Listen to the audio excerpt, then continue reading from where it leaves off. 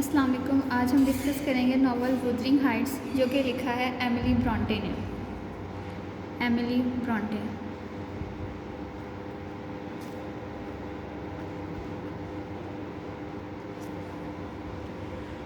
Story बहुत ज़्यादा interesting है। हम आपको आगे चल के डिस्कस करेंगे और जैसे जैसे स्टोरी रिवील होगी खुद इंटरेस्ट इसमें डेवलप होता जाएगा। तो जैसे कि सबको पता है कि प्लॉट के पॉइंट्स होते हैं: expositions, rising action, climax, falling action और एंड पे रेजोल्यूशन। हम स्टार्ट करते हैं एक्सपोजिशन से। स्टोरी एक्सपोज होती है, स्टोरी इंट्रोड्यूस करवाई जाती है। एक्सपोजिशन का मतलब इंट्रोडक्शन भी होता है। स्टोरी स्टार्ट होती है 1801 में, जब एक लॉकवुड नाम का बंदा 1801 जब एक लॉकवुड नाम का बंदा विज़िट करता है, लंदन से विज़िट करने आता है यॉर्कशायर मूर। यॉर्कशायर मूर अब क्या है? यॉर्कशायर मूर ऐसी वीरान या बैरन पहाड़ियाँ जो कि एग्रीकल्चर के लिए यूज़ नहीं होती, लेकिन वहाँ पर कुछ लोग रहते हैं। वहाँ पे ग्रीनरी है although, but they are not use for agriculture purpose. तो यॉर्कशायर मूर पे घर हैं। एक घर है वुदरिंग हाइट्स, जिसके मालिक से लॉकवुड नाम का बंदा जो कि लंदन से आया वो मिलने आता है वुदरिंग हाइट के मालिक हीथक्लिफ से। वो इस पर्पस से मिलना चाहता है हीथक्लिफ से कि वहाँ पर एक घर है थ्रशहॉर्स ग्रैंड, जिसको वो लीज पे लेना चाहता है और वो चाहता है कि वो इसके मालिक से मिले और उससे इस बारे में बात करें। अब लॉकवुड ना जो है वो आया है वहाँ पर बात करने। जब लॉकवुड जाता है वुदरिंग हाइट्स घर में,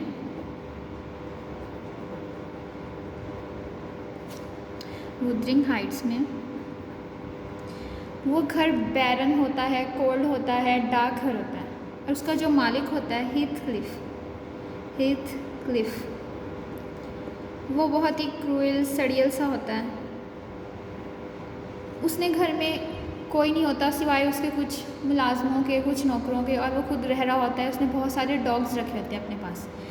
जब लॉकवुड मिलने आता है हीथक्लिफ से, तो उस घर के जो डॉग्स होते हैं उनमें से एक उसको बाइट कर लेता है, वो ज़ख्मी हो जाता है, जिसकी वजह से उसे उस घर में रुकना पड़ता है। अब जो लॉकवुड है वो वुदरिंग हाइट्स में एक रात स्टे के लिए रुका है, ठीक है। अब वुदरिंग हाइट्स में स्टे के दौरान रात को उसके हाथ कुछ नॉवेल्स या कुछ जर्नल्स लगते हैं, जिसमें कुछ दो बच्चों की स्टोरी लिखी होती है, हीथक्लिफ और एक का नाम होता है कैथरीन। काफ़ी इंटरेस्टिंग स्टोरी होती है। काफ़ी उनके बारे में, उनकी फेट के बारे में, कैसे क्राइसिस आया, ये सब कुछ लिखा होता है। उसको थोड़ा एक्साइट करती है लॉकवुड को वो सारी स्टोरीज़ और जर्नल्स। उस यही स्टोरीज़ और नॉवेल्स पढ़ते पढ़ते वो रात को सब सो जाता है। सुबह जब उसकी आँख खुलती है तो एक फीमेल गोस्ट होती है जो कि उसको उठा रही होती है, और वो कह रही होती है कि I am Catherine, I am here, I am back at my home. भूत उसको कह रहा होता है कि मैं वापस आ गया हूँ, मेरा नाम कैथरीन है, मैं वापस आ गया हूँ, मैं अपने घर वापस आ गया हूँ। अभी लॉकवुड ये देखकर काफ़ी हैरान हो रहा होता है कि ये क्या सीन है, ये गोस्ट कहाँ से आ गया। तभी जो हीथक्लिफ होता है, हीथक्लिफ ये आता है और उस गोस्ट को कहता है कि तुम मेरे पास आओ, मेरी बात सुनो। लेकिन तभी वो गोस्ट होता है वो वहाँ से गायब हो जाता है। ये देखते हुए लॉकवुड काफ़ी हैरान और परेशान हो जाता है। वो कहता है कि शायद ये मेरा वहम था कि मैंने गोस्ट देखा है। लेकिन जब हीथक्लिफ आता है तो वो कहता है कि यानी कि ये गोस्ट रियल में आया था और ये सिर्फ मुझे नहीं दिखा बल्कि हीथक्लिफ को भी दिखा है। लेकिन हीथक्लिफ के आते ही वो गायब क्यों होंगे, और ये नाम तो वही है जो मैंने जर्नल्स में पढ़े थे। अब वो काफ़ी कंफ्यूज हो रहा था इस बारे में कि आखिर ये सारा क्या सीन, ठीक है। अब जो लॉकवुड होता है अपनी इस कन्फ्यूजन को दूर करने के लिए वो जाता है उस घर की मुलाजमा होती है, उसका नाम होता है मिसिस डीन। मिसिस डीन को हम स्टोरी में नेली कहेंगे, ये इसका निक नेम है। मिसिस डीन कहने की बजाय हम इसको नेली के नाम से बुलाएंगे, नेली। लॉकवुड नेली के पास आता है, उसको बताता है कि ऐसे ऐसे मैंने गोस्ट देखा है, और हीथक्लिफ के आते ही वो भाग के उसने उसकी बात नहीं सुनी, जबकि मुझे वो अपने बारे में कुछ बताना चाह रहा था। तो जो मिसेस डीन होती है नेली, वो उसको कहती है कि इसके पीछे एक स्टोरी है, मैं तुम्हें वो एलेबोरेट करती हूँ। ठीक है। यहाँ पर वो फिर एक स्टोरी स्टार्ट करती है, लेकिन यहाँ पर हमारा जो प्लॉट का पहला पॉइंट है ना, जिसका जो कि होता है एक्सपोजिशन यानी इंट्रोडक्शन। हमें स्टोरी का सेटअप पता चल गया कि वुदरिंग यूक्रेन शोर में मूर्स पर 2 घर हैं। उनमें से एक घर को लॉकवुड नाम का बंदा जो कि लंदन से आया है, वो उस घर को लीज पे लेना चाहता है और वो इस सिलसिले में हीथक्लिफ से मिले। या तो हमें इंट्रोडक्शन हो गया कि ये स्टोरी यहाँ से बिगिन हो रही है। अब प्लॉट का जो नेक्स्ट स्टेप होता है वो होता है राइजिंग एक्शन। तो हम राइजिंग एक्शन को डिस्कस करते हैं।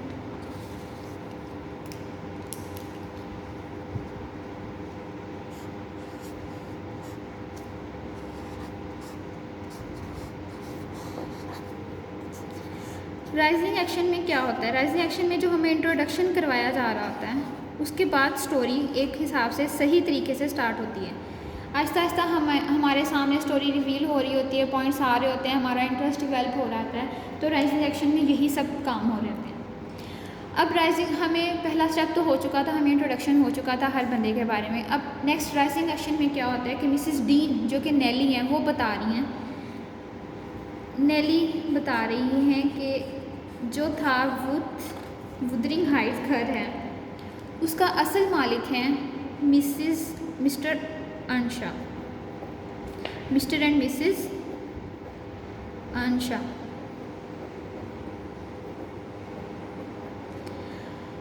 अब जो वुदरिंग हाइट्स घर है, वुदरिंग हाइट्स घर अंशा फैमिली का है, ठीक है। अंशा फैमिली में मिस्टर एंड मिसेस अंशा हैं, उनके 2 बच्चे हैं, हिंडली अंशा और कैथरीन अंशा, ठीक है। अब मिस्टर अंशा जो हैं वो जाते हैं Liverpool for a visit. Liverpool जाते हैं किसी काम के सिलसिले में, किसी विज़िट पर। वहाँ से रिटर्न पर वो अपने साथ एक बच्चे को लेके आते हैं जो कि होता है भद्दा सा होता है, इतना अगली होता है और उसकी जिप्सी लुक होती है, मतलब खाना बदोश टाइप होता है। उसका नाम होता है हीथक्लिफ। ये कैसा होता है? अगली होता है और जिप्सी लुक होती है इसकी, खाना बदोश टाइप का, ठीक है। अब हीथक्लिफ को मिस्टर अंशा लेके आ जाते हैं हीथक्लिफ को अपने घर वुदरिंग हाइट्स में, जहाँ पर वो लेके आते हैं। लेकिन उनकी जो वाइफ होती है मिसिस अंशा, वो और उनके दोनों बच्चे हिंडली अंशा प्लस कैथरीन अंशा, ये भी छोटे होते हैं, जबकि कैथरीन जो होती है वो हीथक्लिफ की हम उम्र होती है, ठीक है, उसकी एज फेल होती है। लेकिन जो हेनरी होता है ना, वो उससे थोड़ा बड़ा होता है। जब उनको लेके आते हैं, उनके बताते हैं कि ये मैंने इसको अडॉप्ट कर लिया है, ये इसका कोई नहीं था तो मैंने इसको अडॉप्ट कर लिया, अब ये हमारे साथ रहेगा। तो इसकी फैमिली को, अंशा की फैमिली को काफ़ी बुरा लगता है, लेकिन वो अपने इसकी वजह से बर्दाश्त कर लेते हैं। लेकिन वो कहते हैं कि हम ही ऐसा बिहेव करेंगे कि हीथक्लिफ खुद ही यहाँ से भाग जाएँ। अब हीथक्लिफ क्योंकि एज अ अंशा के लिए उनकी एक फैमिली मेम्बर है, तो वो उसको अपने साथ लेके जाते हैं, उसको चर्च में लेके जाते हैं और यानी सारी उनकी जो सेरेमनीज़ होती हैं उनमें अपने साथ लेके जाते हैं एज एन अडॉप्टेड चाइल्ड। जब डेली वो चर्च जाते हैं तो वहाँ पर हीथक्लिफ का मीनिंग ही यही होता है कि एज अ नॉन मुस्लिम, यानी हीथ का मतलब काफिर, नॉन मुस्लिम ऐसा कंसिडर किया जाता है।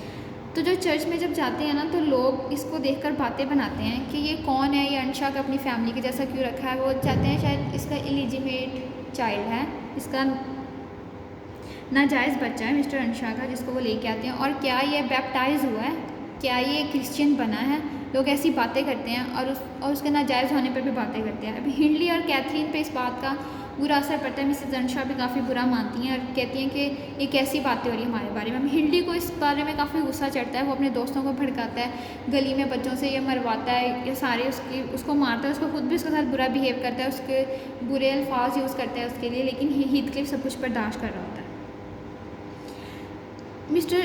मिसेस अंशा की डेथ हो जाती है। मिस्टर हिंडली का बिहेवियर हीथक्लिफ के साथ चेंज नहीं होता।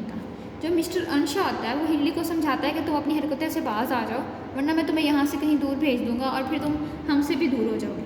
हिंडली कहता है कि ये सिर्फ धमकी है, मेरे फादर ऐसा नहीं कर सकते, वो तो मुझसे बहुत प्यार करते हैं और ऐसा थोड़ी हो सकता है कि किसी अडॉप्टेड चाइल्ड की वजह से वो मुझे भूल जाएँ। लेकिन वो सच में ऐसा करते हैं और हिंडली को एक स्कूल में भेज देते हैं। हिंडली यहाँ से वुदरिंग हाइट से चला जाता है, ठीक है। अब पीछे रह जाते हैं कैथरीन, हीथक्लिफ और मिस्टर अंशा। अब ये तीनों लोग घर में रह रहे होते हैं। अब मिस्टर अंशा तो उसके साथ अच्छा बिहेव कर रहे होते हैं। अब कैथरीन को भड़काने वाला हिंडली भी नहीं है, वो बच्ची होती है, उसमें रेसिज्म का और ये सारी चीज़ों की उसमें इतना नहीं होता। उसकी कैथरीन की और हीथक्लिफ की आपस में फ्रेंडशिप हो जाती है। आहिस्ता आहिस्ता ये जो फ्रेंडशिप होती है ये लव में कन्वर्ट हो जाती है। कैथरीन आपस में इन दोनों को अफेक्शन हो जाती है, एक दूसरे से प्यार हो जाता है और ये बिल्कुल एक दूसरे में फ्रेंड्स होते हैं। ये यॉर्कशायर मूर्स उन पहाड़ियों पर घूमने जा रहे होते हैं, बहुत इंजॉय करते हैं आपस में। अब मिस्टर अंशा की डेथ हो जाती है, वो बीमार होते हैं, उनकी डेथ हो जाती है। जो हिंडली होता है उसको पता चल जाता है मेरे फादर की डेथ हो गई है, तो वापस आ जाता है। वो गया था स्कूल में पढ़ाई करने, अब वो बड़ा हो चुका है और वो वापस आ चुका है वुदरिंग हाइट्स में। और सारे, क्योंकि उसने अपनी बाप की प्रॉपर्टी को, वुदरिंग हाइट्स को और सब बिजनेस वगैरह उसने देखना होता है, वो वहाँ से वापस आ जाता है। वापस आने के बाद वो देखता है कि हीथक्लिफ और उसकी फ्रेंडशिप आपस में बहुत, कैथरीन की फ्रेंडशिप बहुत ज़्यादा हो गई है। तो वो कहता है कि ये तो ये तो मूर है, ये मतलब कि हमारी फैमिली के सर्वेंट कहलाने के लायक भी नहीं है, ये तो बहुत बुरा है, इसकी तो पता ही नहीं आगे पीछे का इसकी फैमिली क्या थी, कौन इसका बैकग्राउंड है, तुम इसके साथ फ्रेंडशिप क्यों रखती हो, उसके साथ फ्रेंडशिप तोड़ो। जब हिंडली वापस आता है तो उसके साथ उसकी बीवी भी होती है फ्रांसिस। वो किसी को बगैर बताए वहाँ पर शादी कर लेता है जहाँ पर वो स्टडी के लिए जाता है, और वो प्रेग्नेंट भी होती है, ठीक है। अब हिंडली एंड फ्रांसिस के ये दोनों, इनके भी चाइल्ड आने वाला है फैमिली में। तो ये हीथक्लिफ को भड़काता है कि तुम ना कैथरीन से दूर हो जाओ, इसको मारता है, इसको बुरा सलूक करता है ताकि ये खुद ही बदजन हो जाए, खुद ही बददिल हो जाए। लेकिन वो कैथरीन से प्यार करता होता है, तो वो रहता है इस इंतज़ार में कि कैथरीन मुझे बचाएगी या कैसे, मुझे सपोर्ट करेगी, तो मुझे टेंशन लेने की ज़रूरत नहीं है, ठीक है। ऐसे ही दिन गुजर रहे होते हैं। कैथरीन और हीथक्लिफ एक दिन जाते हैं यॉर्कशायर मूर्स पे घूमने फिरने जा रहे होते हैं। उनके घर से कुछ फासले पर दूर एक घर होता है, उसका नाम होता है Thrush Cross Grange. Yorkshire moors हैं, एक तरफ वुदरिंग हाइट्स है, एक तरफ थ्रश क्रॉस ग्रेंज है, ठीक है। अब थ्रश क्रॉस ग्रेंज में रहती है लिंटन फैमिली, उसके हैं 2 बच्चे, 2 बहन भाई हैं, एडगर लिंटन और इज़ाबेला लिंटन। अब जो ये दोनों बच्चे हैं ना, अब जो होता है हीथक्लिफ होता है, हीथक्लिफ और कैथरीन मिलकर इन पे स्पाई करने जाते हैं, यानी पीछे कहीं झाड़ियों में छुपकर इनकी विंडो से झांकते हैं और इन पे यानी हंसते हैं उनकी हरकतों पे सब कुछ। ऐसे ही वो छुप के ना एक दफ़ा एक एज अ स्पाई वो जाते हैं उनके घर देखने के लिए। वहाँ पर उधर घर में इनका डॉग होता है, डॉग जो रखे होते हैं इन्होंने, वो डॉग कैथरीन को काट लेता है, ठीक है। अब बाहर शोर होने की वजह से जब वो कैथरीन रो रही होती है, चीख रही होती है, तो हीथक्लिफ डॉग को मार के उसको बचा लेता है, लेकिन वो जो कैथरीन होती है ना, वो काफ़ी ज़ख्मी हो चुकी होती है। तो जो लिंटन फैमिली के बच्चे होते हैं वो बाहर आते हैं और देखते हैं कि कैथरीन ज़ख्मी है, उसको लेके वो अपने घर आ जाते हैं थ्रश क्रॉस ग्रेंज, ठीक है। घर के अंदर होते हैं और जब वो हीथक्लिफ घर के अंदर एंटर होने लगता है ना, वो उसको कहते हैं कि तुम कहाँ आ रहे हो जिप्सी, तुम इस घर में नहीं आ सकते, ठीक है। वो उसको धक्के मार के वहाँ से निकाल देते हैं। अब जो हीथक्लिफ होता है वो वापस वुदरिंग हाइट्स में चला जाता है। वुदरिंग हाइट्स वापस आने के बाद वो बहुत परेशान होता है और वो हिंडली को बताता है। हिंडली काफ़ी गुस्सा होता है कि तुम्हें मैंने कहा था मेरी बहन से दूर हो जाओ, लेकिन तुम बाज नहीं आए। वो और ज़्यादा हर्ट हो जाता है कि शायद ये मेरी वजह से हुआ है। जब फिर जो होती है कैथरीन, वो इधर लिंटन फैमिली के पास थ्रश क्रॉस ग्रेंज में रह रही होती है। एडगर और इज़ाबेला उसका ख्याल रखते हैं, बहुत ज़्यादा उसकी केयर करते हैं और वो ना सेहतयाब हो जाती है, ठीक है। सेहतयाब होने के बाद जब 5 हफ्तों बाद वो रिटर्न होती है आफ्टर 5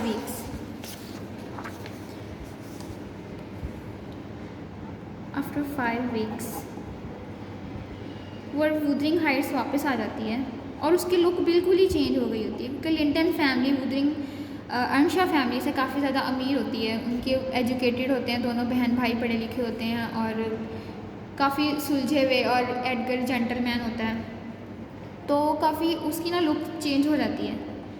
उसकी ड्रेसिंग, उसके रहन सहन, उसके बोल चाल, हर चीज़ उसकी चेंज हो जाती है। ऐसे अमीरों वाला तर्ज इख्तियार कर लेती है वो वहाँ उनको देख देख कर। जब वो वापस आती है तो जो हीथक्लिफ होता है वो देखता है कि जो कैथरीन है ना, वो काफ़ी ज़्यादा चेंज हो गई है। तो उसको लगता है कि हम दोनों के दरमियान दूरियां आ गई हैं, हम दोनों एक दूसरे से अलग हो गए हैं, शायद अब उसका मेरे बारे में पर्सपेक्टिव भी चेंज हो चुका हो। लेकिन वो इस बात को इतना नहीं मतलब इस बारे में इतना नहीं सोचता और कहता है कि नहीं, कैथरीन अभी भी मेरी फ्रेंड है। इसी दौरान जो फ्रांसिस, हिंडली की वाइफ होती है फ्रांसिस, इसको चाइल्ड होने वाला होता है। चाइल्ड की बर्थ पे इसकी डेथ हो जाती है। अब हिंडली जो है, हिंडली और फ्रांसिस, इन दोनों का एक बेटा पैदा होता है। उसका नाम हिंडली हियर्टन रखता है, हियर्टन हिंडली। क्योंकि फ्रांसिस की डेथ हो जाती है बेबी की बर्थ के दौरान, तो हिंडली को लगता है कि ये सब कुछ कसूर इसका है, तो ये इसके साथ अच्छा बिहेव नहीं करता, बहुत ज़्यादा गम में चला जाता है, ड्रिंकिंग स्टार्ट कर देता है, जुआ खेलने लग जाता है, सब कुछ बहुत हर्ट होता है। अब जो ये बहुत ज़्यादा हर्ट होता है, लेकिन ना इसके हर्ट होने की वजह से ना हीथक्लिफ बहुत खुश होता है। तो कैथरीन उसको कहती है कि मेरा भाई इतनी तकलीफ़ में है, तो तुम इतनी खुशी क्यों मना रहे हो, तुम इतने खुश क्यों हो। तो हीथक्लिफ कहता है कि मैं तो खुश हूँ कि ये मेरे साथ जो सलूक करता है उस पर मुझे खुशी होना चाहिए। इसकी जो वाइफ है, सिर्फ इसने उसको खोया है, उस बंदे की डेथ हुई है जो सिर्फ इस दुनिया में वाहिद शख्स था जो कि हिंडली से प्यार करता था। अब वही चला गया, तो मैं बहुत खुश हूँ कि हिंडली अकेला हो गया। तो कैथरीन कहती है कि तुम अपोलोजाइज़ करो, ये तुम कैसी बातें कर रहे हो। वो कहता है कि मैं अपोलोजाइज़ नहीं करूँगा, बल्कि मैं तो और ज़्यादा खुशी मनाऊँगा। अब कैथरीन को इसकी हरकतें अजीब लग रही होती हैं। तो वो वापस आने के बाद बदला बदला लग रहा होता है, उसको भी वो चेंज हुई लग रही होती है और ये समझती है कि वो और ही क्रूअल हो गया है और वो बहुत ही बदतमीज़ हो गया और तरह की हरकतें करता है। किसी का एहसास नहीं है उसको, इतना बुरा सोचता है वो मेरे भाई के बारे में सब कुछ। इसी दौरान जो होता है, एडगर होता है। एडगर था लिंटन फैमिली का बेटा था, इकलौता बेटा। वो होता है, वो इसके लिए उसको ना, जब कैथरीन उनके घर रह रही होती है और उसकी केयर कर रहे होते हैं, एडगर को कैथरीन पसंद आ जाती है और उसके लिए प्रपोज़ल भेजता है हिंडली के पास कैथरीन के लिए कि मुझे कैथरीन से शादी करनी है, मुझे वो पसंद आई है। अब जो होता है हिंडली, वो डिस्कस करता है कैथरीन से कि तुम्हारे लिए प्रपोज़ल आया है, तो क्या तुम इस रिश्ते के लिए एग्री हो। अब कैथरीन सोच में पड़ जाती है, क्योंकि उसको एडगर काफ़ी जेंटलमैन, पढ़ा लिखा जेंटलमैन होता है, रिच होता है, एजुकेटेड होता है, गुड लुकिंग होता है, हैंडसम होता है, तो सोच में पड़ जाती है। लेकिन वो कहती है कि मैं तो दिल में सोचती कि मैं तो हीथक्लिफ से प्यार करती हूँ। काफ़ी कंफ्यूज हो जाती है। वो जाती है नेली के पास। अब नेली, आप लोगों को याद होगा, मैंने पहले बताया था, नेली इनकी मेड है, ठीक है। नेली के पास जाती है और कैथरीन उसको बताती है कि ना ऐसे ही एडगर का मेरे लिए प्रपोज़ल आया, वो जेंटलमैन भी है, वो रिच भी है, वो गुड लुकिंग है, हैंडसम है, तो मैं क्या करूँ। मतलब मुझे ना काफ़ी अच्छा रिश्ता, उसमें सारी क्वालिटीज़ हैं जो कि एक लड़की देखती है एक लड़के में मैरिज के लिए। तो नेली कहती है कि तुम, वो ना जो हीथक्लिफ होता है वो कहीं रूम के बाहर इनकी बातें सुन रहा होता है, ठीक है। उसको लगता है कि ये सच में चेंज हो गई, अब ये मुझसे प्यार नहीं करती। और ये सब कुछ क्यों हो रहा है, क्योंकि मैं रिच नहीं हूँ, मैं एजुकेटेड नहीं हूँ, मैं गुड लुकिंग नहीं हूँ। तो ठीक है, अब मैं रिच हो के आऊँगा, अगर पैसा ही सब कुछ है तो मैं भी पैसा बना के आऊँगा, फिर मैं इनसे रिवेंज लूँगा अपनी हर ज़्यादती का। अब तक तो मैं चुप था क्योंकि मुझे लगता था कैथरीन मेरे साथ है। अब क्योंकि वो भी एडगर की तरफ चली गई है, तो मैं क्यों चुप रहूँ, मैं क्यों सब कुछ बर्दाश्त करूँ। वो रात के अंधेरे में वहाँ से चला जाता है, वुदरिंग हाइट्स को छोड़ के वहाँ से कहीं दूर चला जाता है। अब नेली को कैथरीन बता रही होती है कि बेशक एडगर में ये सारी क्वालिटीज़ हैं, लेकिन मुझे प्यार तो हीथक्लिफ से है, कि मैं तो हीथक्लिफ को लाइक करती हूँ। लेकिन हीथक्लिफ ये बात सुनने से पहले ही चला जाता है वहाँ से। उसको लगता है कि अब मेरी कैथरीन के लाइफ में कोई जगह नहीं रही, वो वहाँ से चला जाता है, ठीक है। अब जो कैथरीन होती है वो इसका बहुत वेट करती है, 3 साल गुजर जाते हैं, वो उसका वेट करती है, लेकिन वो नहीं आता। उन सबको लगता है कि उसकी डेथ हो गई है। अब कैथरीन को लगता है कि उसको भी मूव ऑन करना चाहिए, शायद वो कभी वापस नहीं आएगा, वो बहुत दूर चला गया। लेकिन 3 साल बाद इन दोनों की शादी हो जाती है, एडगर की और कैथरीन की। इन दोनों की वेडिंग हो जाती है और वेडिंग वाले डे ही, वेडिंग डे पे ही 3 साल बाद जो होता है हीथक्लिफ वो वापस आ जाता है इनकी ज़िंदगी में, ठीक है। हीथक्लिफ सबसे पहले जाता है वुदरिंग हाइट्स में। ये वुदरिंग हाइट्स गया, वहाँ पर जाके इसने देखा कि जो था हिंडली था, कैथरीन का भाई था, वो ज़्यादा ही कुछ गम में चला गया। उसने ड्रिंकिंग स्टार्ट कर दिया, अपने बेटे हियर्टन का उसको बिल्कुल ख्याल नहीं है, बिल्कुल ध्यान नहीं रखता। तो वो अब क्या करे, तो उसने कहा वो ना जो हिंडली होता है उसको ये, क्योंकि अब ये बहुत ज़्यादा अमीर गुड लुकिंग हो सकता है, इसकी ड्रेसिंग चेंज होती है, इसका रहन सहन स्टाइल बिल्कुल अमीरों जैसा हो जाता है। ये सब के लिए वो गया था, वो सोच के गया था कि चाहे मुझे जितने मर्जी ऐसा लग जाए लेकिन मैं इनके मुकाबले का, इनका टक्कर का बन के आऊँगा और फिर इनको बताऊँगा कि मैं क्या चीज़ हूँ। तो वो वापस आता है तो अमीर होता है, तो हिंडली का जैसे बिहेवियर पहले उसके साथ बुरा था लेकिन अब उसका बिहेवियर उसके साथ अच्छा हो जाता है क्योंकि वो अमीर होता है, उसके पास पैसे होते हैं। हिंडली उससे बहुत सारे पैसे उधार लेता है, अपने जुए में और उड़ा देता है और उसका कर्जदार हो जाता है। बदले में उसको वुदरिंग हाइट्स जो होता है वो हीथक्लिफ के नाम लगाना पड़ता है। अब हीथक्लिफ वो वुदरिंग हाइट्स का मालिक बन गया और वो कहता है अब हिंडली से तो मेरा बदला पूरा हो गया, ठीक है। उसके बेटे को भी अपने साथ कर लेता है, उसको अपने बाप के खिलाफ भड़काता है, ऐसे भड़काता है कि ये मेरी ज़्यादा सपोर्ट करे और बाप को कोई वैल्यू ना दे, और ऐसा ही होता है। तो वुदरिंग हाइट्स को अपने नाम लगवाने के बाद, हिंडली से बदला पूरा करने के बाद ये जाता है थ्रश क्रॉस ग्रेंज में, जहाँ पर एडगर कैथरीन एक साथ रह रहे होते हैं और इनके साथ उनकी बहन होती है इज़ाबेला, एडगर की सिस्टर इज़ाबेला। अब जो होता है हीथक्लिफ ये आ गया है वेडिंग के बाद वो थ्रश क्रॉस ग्रेंज शिफ्ट हो गई थी ना कैथरीन, तो अब वो भी थ्रश क्रॉस ग्रेंज आ जाता है। थ्रश क्रॉस ग्रेंज आता है और वहाँ पर आके कैथरीन से और एडगर से मिलता है। कैथरीन इसको देख के बहुत ज़्यादा एक्साइट हो जाती है कि मेरा प्यार वापस आ गया, मेरा बिलव जो होता है हीथक्लिफ वो वापस आ गया। लेकिन ना एडगर को क्योंकि पता होता है कि ये आपस में दूसरे को लाइक करने हैं, तो वो काफ़ी गुस्सा हो जाता है और कैथरीन से कहता है कि तुम्हें एडगर में से, कि तुम्हें मुझ में से और हीथक्लिफ में से, हम दोनों में से एक बंदे को चूज़ करना पड़ेगा, तुम किसको चूज़ करोगी। तो जाहिर है उसने कैथरीन की वो वाइफ थी और उसके बच्चे की माँ बनने वाली थी, वो प्रेग्नेंट थी, तो वो कहती है कि जाहिर है तुम मेरे हस्बैंड हो, मैं तुम्हें चूज़ करूँगी। तो हीथक्लिफ उसको मना करती है, लेकिन हीथक्लिफ को क्योंकि एडगर पे और ज़्यादा गुस्सा आ जाता है, कहता है कि अभी तो मेरा रिवेंज स्टार्ट हुआ है, अभी मैं कैसे चला जाऊँ, सब कुछ कैसे छोड़ दूँ। वो जो उसकी बहन एडगर की सिस्टर होती है ना इज़ाबेला, वो इज़ाबेला को सीड्यूस करने लग जाता है। वो पहले ही उसको लाइक कर रही होती है, अनमैरिड होती है ये, उसको लाइक करने लगती है, तो ये उसको सीड्यूस करता है और थ्रश क्रॉस ग्रेंज में कैथरीन से मिलने के बहाने, और आता तो इज़ाबेला के नाम पर है लेकिन इससे कैथरीन से मिलने आता है। थ्रश क्रॉस ग्रेंज में वो आने लग गया है, एडगर और उसके दरमियान और ज़्यादा लड़ाइयाँ होने लग गई हैं और वो यही तो चाहता था। फिर वो उसको सीड्यूस करता है। अब हीथक्लिफ को एक दिन वो मिलने आता है तो एडगर उससे पूछता है कि आखिर तुमने ऐसा क्या किया कि तुम इतने अमीर हो गए हो। तो वो कहता है कि मैंने वो किया जो सब करते हैं, मैंने लोगों की कमज़ोरियों का फ़ायदा उठाया और इसी वजह से मैं अमीर हो गया हूँ।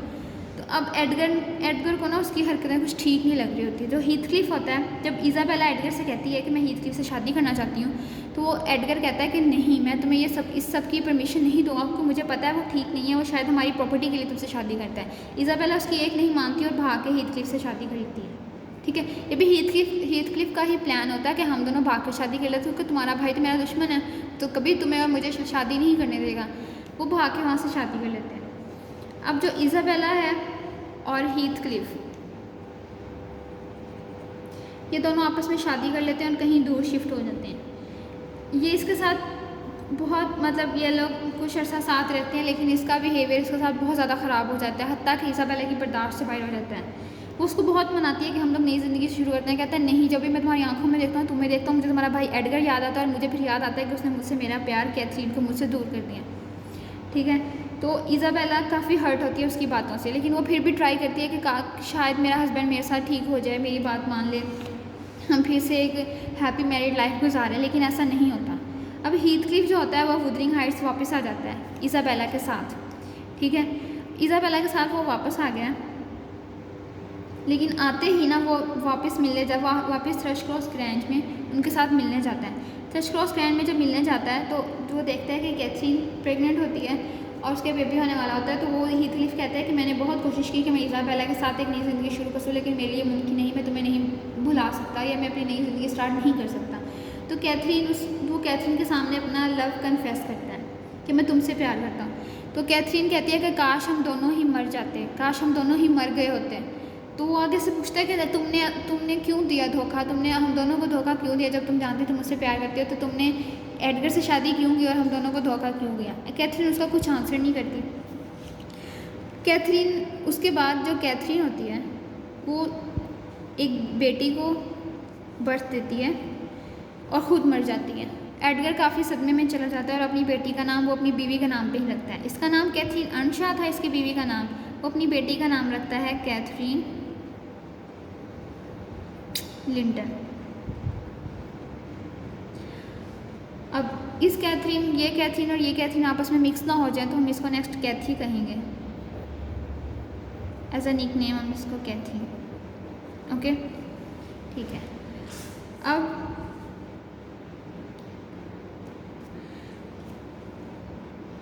जो हीथक्लिफ होता है ना, वो काफ़ी ज़्यादा सदमे में चला जाता है कैथरीन की वजह से, लेकिन वो इस बात को बर्दाश्त कर लेता है और कहता है कि अभी मेरा रिवेंज सही से पूरा नहीं हुआ, अभी तो मैंने एडगर को जलील करना है अच्छे से, अभी तो मेरा बदला पूरा नहीं हुआ, ऊपर से मेरी कैथरीन भी मुझसे दूर हो गई है।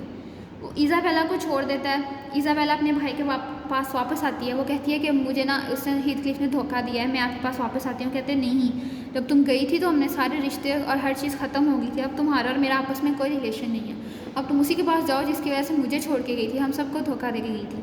अब इज़ाबेला प्रेग्नेंट होती है और ये यहाँ से भाग के लंदन चल जाती है, क्योंकि ना इसको इसका हस्बैंड सहारा देता है, ना इसको इसका भाई सहारा देता है। ये भाग कर लंदन चली जाती है। लंदन जाके ये एक बेबी को बर्थ देती है, एक बेबी बॉय को बर्थ देती है, उसका नाम ये लिंटन रखती है, लिंटन हीथक्लिफ। लेकिन इस बात का किसी को भी पता नहीं होता कि इज़ाबेला ने एक बेबी बॉय को बर्थ दी है, इस बारे में किसी को भी पता नहीं होता। इसके बाद नेली बताती है कि कुछ सालों बाद जब कैथरीन लिंटन, यानी हम कैथी कहेंगे जिसको, वो जवान हो जाती है और एडगर बूढ़ा हो जाता है। हीथक्लिफ रह रहा होता है वुदरिंग हाइट्स में, और जो होता है एडगर वो रह रहा होता है थ्रशक्रॉस ग्रैंज में, ठीक है। अब जो एडगर होता है उसको पता चलता है कि उसकी बहन इज़ाबेला की डेथ हो गई है, ठीक है। इज़ाबेला उसकी बहन थी जो लंदन चली गई थी भाग के, इज़ाबेला की डेथ हो गई है।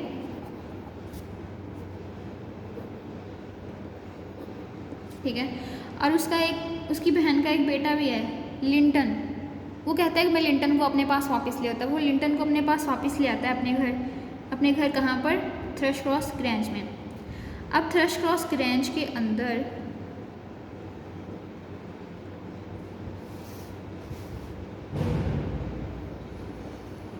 कैथरीन जो होती है, कैथी और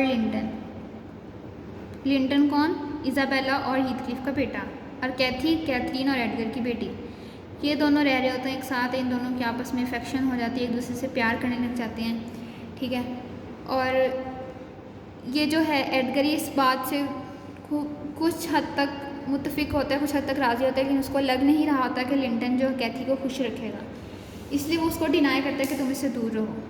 अब हीथक्लिफ को तभी पता चल जाता है, जो कि वुदरिंग हाइट में रह रहा है, उस घर से कुछ दूर यॉर्कशायर में ही उसको पता चल जाता है कि उसका बेटा है लिंटन, और वो जो है एडगर जो है वो उसको वापस ले आया है और वो थ्रशक्रॉस ग्रैंज में रह रहा है। तो उसको कहता है अब मुझे एक नया स्टेप मिल गया बदला लेने का, मेरा बदला तो अंदर ही रह गया था, वो तो बिल्कुल मज़े से जी रहा है, बस उससे उसकी कैथरीन ही दूर हुई है ना, तो मेरा बदला तो दरमियान में रह गया था। तो अब वो बदला लेने के लिए अपने बेटे को यूज़ करता है।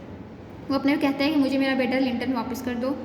वो एडगर से कहता है मुझे मेरा बेटा लिंटन वापस करो और मैं उसकी परवरिश करूँगा। उसको नहीं देना चाह रहा, एडगर नहीं चाह रहा होता कि लिंटन अपने बाप के पास जाए और जैसा बने, वो उसकी बहन का बेटा होता है, लेकिन उसको मजबूरी होती है, उसको देना पड़ता है, क्योंकि वो रोक नहीं सकता लीगली, वो इस कैपेबल नहीं होता कि वो अपने हीथक्लिफ को, एक बाप को अपने बेटे से मिलने से रोके। तो अब लिंटन चला जाता है हीथक्लिफ के पास। अब उसको नया प्लान मिल जाता है। वो कहता है कि मैं अपने बेटे की शादी कैथी से करवाऊंगा, और थ्रशक्रॉस ग्रैंज क्योंकि कैथी का है, कैथी का नाम है, तो ये लिंटन को मिल जाएगा, लिंटन से डायरेक्ट मुझे, और एडगर से मेरा बदला बुरा हो जाएगा, एडगर को मैं सड़क पे ले आऊँगा, उसको जलील कर दूँगा, ठीक है। अब लिंटन उसके पास वापस चला गया। अब ये पीछे से प्यार करने लग जाती है लिंटन को, तो ये पीछे से बहुत दुखी होती है उसके लिए। उसका बाप भी इसको नहीं बता रहा होता कि वो लिंटन को कहाँ छोड़ के, वो कहता है कि मैं इसको लंदन वापस छोड़ आया हूँ, इसको इंग्लैंड छोड़ दिया मैंने, वो नहीं बताता है कहाँ है। एक दिन हीथक्लिफ का लेटर इसको रिसीव होता है और कहता है कि ऐसे वुदरिंग हाइट्स घर में आओ, लिंटन वहाँ है, तुमसे मिलना चाहता है। कैथी लिंटन से मिलने जाती है वुदरिंग हाइट्स में, और वहाँ पर वो उसको कैद कर लेते हैं। अब हीथक्लिफ के पास कौन था, उसके पास हियरटन भी था, जो कि हिंडली का बेटा था। हेयरटन भी उसके पास रह रहा होता है। अभी हेयरटन जो होता है वो और ये दोनों मिलके प्लान बनाते हैं और कैथी को वहाँ पर कैद कर लेते हैं। वो पहले तो उसके साथ सही रह रही होती है, उसका पता करते हैं कि वो लिंटन जो होता है ना वो बहुत वीक होता है, पैदाइशी वीक होता है, वो बीमार रहता है हर वक्त, वीक एंड पेल। तो उसके लिए परेशान होती है, उसकी केयर करती है। जब वो वापस जाने लगती है तो वो घर को लॉक कर देते हैं, ठीक है, घर को लॉक कर दिया और उसको घर से बाहर जाने नहीं दे रहे। तो जो कैथी होती है वो बहुत परेशान हो जाती है और वो कहती है कि ये सब क्या है। तो लिंटन उसको बताता है कि मेरे बाबा तुम्हारी मामा कैथरीन से प्यार करते थे, ठीक है, वो उनसे शादी करना चाहते थे लेकिन नहीं हुई, तुम्हारे पापा ने उनसे शादी कर ली है। तो वो कहती है कि नहीं ये सब झूठ है, मेरी मामा कैथरीन तो मेरे बाबा एडगर से प्यार करती थी, तो वो इसलिए उन्होंने आपस में शादी की, तुम झूठ बोल रहे हो। इन दोनों की आपस में लड़ाई हो जाती है लेकिन लिंटन उसको बताता है कि ये सच है और अब बाबा ने कहा है कि अगर मैं तुमसे शादी नहीं करूँगा तो वो मुझे मार देंगे। अब कैथी परेशान हो जाती है लिंटन के लिए और कहती है ठीक है मैं तुमसे शादी करती हूँ। वो नहीं मान रही होती कि मैं तुमसे शादी नहीं करूँगी, लेकिन हीथक्लिफ उसको आकर कहता है कि तुम्हारा बाप जो है एडगर वो बहुत ज़्यादा बीमार है, तो अगर तुम मुझसे मिलने जाना चाहती हो तो इसकी एक ही ज़रूरत है कि तुम्हें मेरे बेटे लिंटन से शादी करनी होगी। कैथी और लिंटन आपस में शादी कर लेते हैं और फिर कैथी को वो जाने दे देता है अपने बाप से मिलने। कैथी अपने बाप से मिलने जाती है और तभी एडगर की डेथ हो जाती है। अब एडगर की डेथ हो गई, थ्रशक्रॉस किसको मिल गया? ऑब्वियसली उसकी एक ही बेटी थी कैथी को मिल गया। अब कैथी की जो प्रॉपर्टी थी जाहिर है उसके हस्बैंड को मिली, हस्बैंड था लिंटन।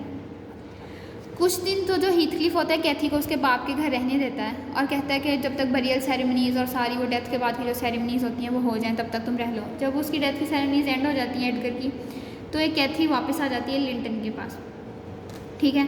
अब कैथी लिंटन के पास वापस आ गई है, वो बहुत ज़्यादा बीमार है और उसकी हालत और ज़्यादा बिगड़ गई है, वो परेशान है। पहले उसके बाबा की डेथ हो गई है, अब लिंटन भी उसका जो हस्बैंड है वो काफ़ी बीमार है, ठीक है। तो जो लिंटन है एक दिन ऐसे ही रात को उसकी तबीयत ज़्यादा बिगड़ती है और एट द एंड लिंटन की डेथ हो जाती है। अब लिंटन की भी डेथ होगी। इसी दौरान जो हेयरटन उसके पास रह रहा होता है, हेयरटन कौन था? हिंडली का बेटा था। हेयरटन रह रहा होता है तो कैथी उसको साथ वो होता है, तो लिंटन उसको बताता है कि जो हेयरटन है ना वो तुम्हारा ही कज़न है, तुम्हारे मामू का बेटा। हिंडली तुम्हारे मामू थे, उनका बेटा है हेयरटन। वो पहचानते, उसको नौकर समझ रही होती है। क्यों? क्योंकि हीथक्लिफ जो होता है उसने, क्योंकि हिंडली उसके साथ बुरा बिहेव करता है तो हेयरटन से बदला लेने के लिए हीथक्लिफ उसके साथ भी बुरा बिहेव करता है, उसको नौकरों जैसा उसके साथ सलूक करता है, उसको कैद करके रखा होता है, उसको पढ़ाता नहीं है, उसकी ड्रेसिंग हर चीज़ से वो नौकर ही लगता है। लेकिन हेयरटन जो होता है वो हीथक्लिफ का वफादार होता है क्योंकि उसने उसकी ब्रेन वॉशिंग की होती है स्टार्ट से। कैथी को उसके साथ हमदर्दी होती है और वो उसको पढ़ाती है लिखाती है। हीथक्लिफ स्टार्ट में तो उन पर गुस्सा करता है कि तुम क्या कर रही हो, ये तो नौकर है ऐसे, लेकिन बाद में उसको वो देखता है कि ये सब तो बिल्कुल ऐसे ही है जैसे हेयरटन हीथक्लिफ हो और कैथी कैथरीन हो। जैसे वो उसका ख्याल रखती थी, उसको पढ़ाती थी, उसके साथ नौकरों से सलूक होता था, लेकिन कैथी ने उसके साथ अच्छा बिहेव करती थी, ऐसे ही तो कैथी कर रही है। तो उसको ना उन दोनों में अपना आप नज़र आता है, अपना और आप कैथरीन का, ठीक है। अब लिंटन की डेथ हो गई है, एडगर की डेथ हो गई है, सबकी डेथ हो गई है। पीछे 3 लोग बचते हैं, हेयरटन बचता है, कैथी बचती है और हीथक्लिफ बच जाता है,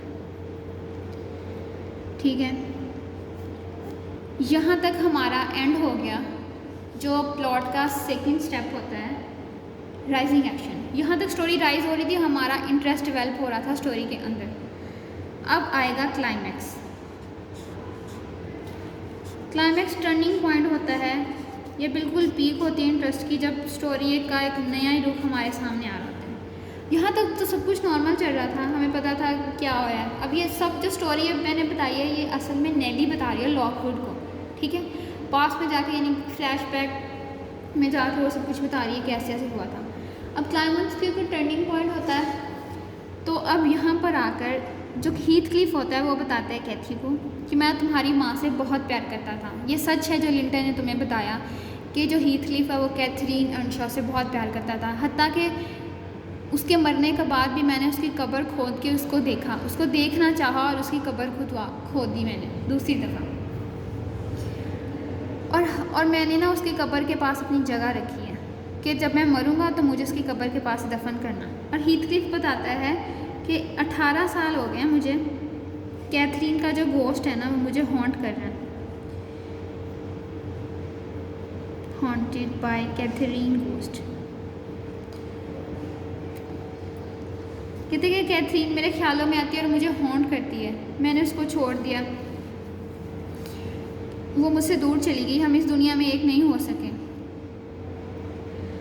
तो कहता है कि मैं बहुत अजियत में, बहुत परेशान हूँ, और अब जब मैंने देखा है कि मैंने इतनी नस्लें बर्बाद कर दी, मैंने तुम्हारी कैथी को, हीथक्लिफ कैथी को कहता है कि मैंने तुम्हारी ज़िंदगी बर्बाद कर दी, मैंने अपने बेटे को इतनी मुसीबतों में डाला, उसका ख्याल नहीं रखता, उसकी सिर्फ बदला लेने के लिए इससे पहले से शादी की था, उसकी वजह से उसको अपने बेटे से बेखबर रहा, उसकी परवरिश ना कर सका, कुछ भी नहीं। तब हीथक्लिफ को अफसोस होने लग जाता है कि मेरी एक ज़िद ने, एक रिवेंज ने मुझे 2 नस्लों को तबाह कर दिया है, और मैं आज कहाँ खड़ा हूँ, मेरे पास आज क्या है, कुछ भी नहीं है। वो कहता है कि मैं बहुत परेशान हूँ, और पागलों जैसी हरकतें करने लग जाता है, मैड हो जाता है। ठीक है, हीथक्लिफ मैड हो जाता है। अब ये क्लाइमेक्स टर्निंग पॉइंट था, अब यहाँ से स्टोरी बिल्कुल चेंज हो रही है। अब फॉलिंग एक्शन।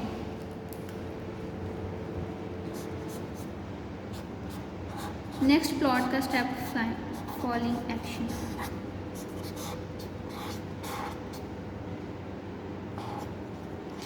फॉलिंग एक्शन में क्या होगा कि जैसे जैसे पहले हमारा इंटरेस्ट डेवलप हुआ था ना, और फिर क्लाइमेक्स आया था, अब स्टोरी आहिस्ता आहिस्ता सारी खुद ही सॉल्व होती जाएगी। अब हीथक्लिफ देखता है कि ये दोनों तो बिल्कुल ऐसे ही हैं जैसे हीथक्लिफ और कैथरीन थे। हियर्टन और कैथी तो ऐसे हैं जैसे हीथक्लिफ और कैथरीन थे। तो वो कहता है कि उन दोनों को आपस में पास आने देता है एक दूसरे के, और मान जाता है उन दोनों के लिए, और ख़ुद भी पछताता है कि ये मैंने क्या कर दिया, मैंने इतनी ज़िंदगियाँ बर्बाद कर दी, अब मैं क्या करूँ। तो अब वो पछता रहा होता है, और तभी उसकी मैडनेस बहुत ज़्यादा बढ़ जाती है, हत्ता कि उसको गोस्ट हर वक्त हर जगह पे उसको कैथरीन का गोस्ट दिखाई देता है। और जो हीथक्लिफ होता है ना, एंड पे सुसाइड कर लेता है, मर जाता है, ख़ुद को शूट कर लेता है, और कहता है कि कैथरीन इस दुनिया में तो मैं तुमसे नहीं मिल सका, लेकिन हो सकता है कि अगली दुनिया में ऐसे मरने के बाद मेरा गोस्ट है तुम्हारे गोस्ट से मिल ले। ठीक है, क्योंकि उसका गोस्ट उसकी बात नहीं मान रहा होता, उसको दिखाई तो देता है लेकिन ना उसकी सुनता है ना उसके पास आता है। तो कहते हैं हो सकता है कि मरने के बाद जो मेरा गोस्ट है, फिर तब तुम मेरी बात सुन लो, तब तुम मेरे पास आ जाओ। तो वो सुसाइड कर लेता है, खुद को शूट कर लेता है। ठीक है, यहाँ तक अब स्टोरी हो गई है एंड। अब जो नेली होती है वो लॉकवुड को यहाँ तक सारी स्टोरी बता चुकी है। ठीक है, और क्योंकि अब दोनों प्रॉपर्टीज़ जो कि थी थ्रशक्रॉस रेंज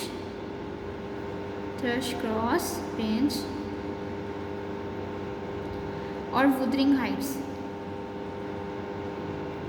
ये दोनों एक दूसरे से ज़्यादा दूर नहीं थे। दोनों घर ये वहीं पे यॉर्कशायर मूर्स पे थे। दोनों घर एक दूसरे से दूर थे लेकिन ज़्यादा दूर नहीं थे, दोनों आया जाया जा सकता था इजीली। तो जब इसके सुसाइड करने के बाद ये जो दोनों घर थे ये किसके हो गए? थ्रशक्रॉस रेंज, क्योंकि ये उसकी असल हकदार कैथी बनती थी, तो ये घर कैथी को वापस मिल गया। वुदरिंग हाइट्स हेंडली का वो मिल गया हियर्टन को। हियर्टन का बाप हेंडली था ना, उसका घर था वुदरिंग हाइट्स, तो हियर्टन को ये घर मिल गया।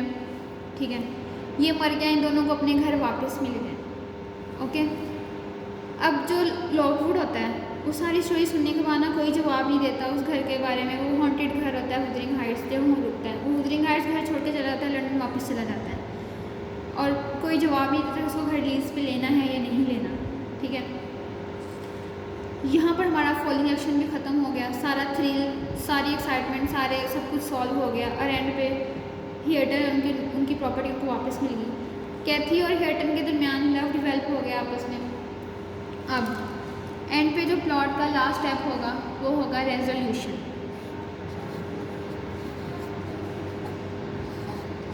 रेजोल्यूशन में हैप्पी एंडिंग हो जाती है या एंडिंग हो जाती है प्रॉपर एंडिंग, इसमें हर चीज़ सेट हो जाती है।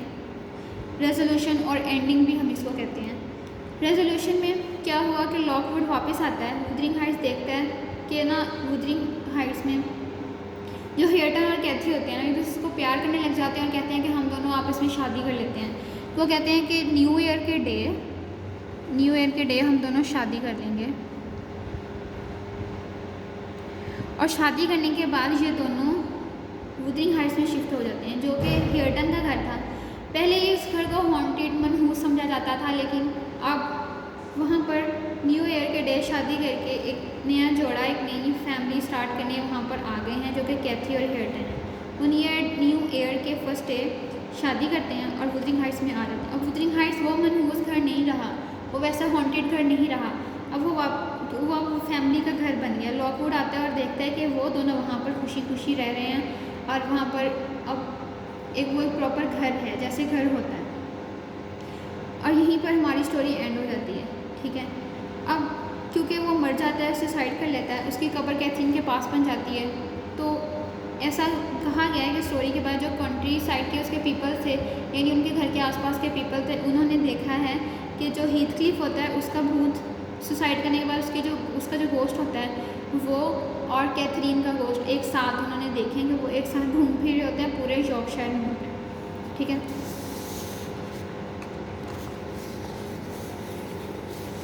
यहाँ पर हमारी स्टोरी एंड हो गई। दो फैमिलीज़ की रिवेंज की स्टोरी के एंड पे रिवेंज में कुछ नहीं मिलता, रिवेंज में कुछ नहीं लिखा। एंड पे वो बंदे को बेसुकून ही करता है, चाहे जितनी मर्जी साल लग जाए, देर लग जाए, लेकिन एंड पे कुछ हाथ नहीं आता सिवाय कुछ ताकि। That's it.